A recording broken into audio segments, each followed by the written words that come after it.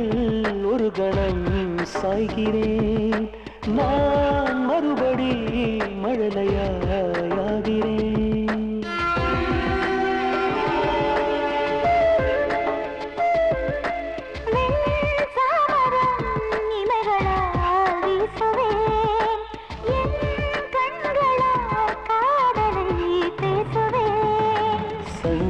சிலையா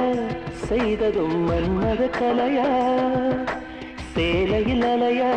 வீசி வரும் பெண்களின் நிலையா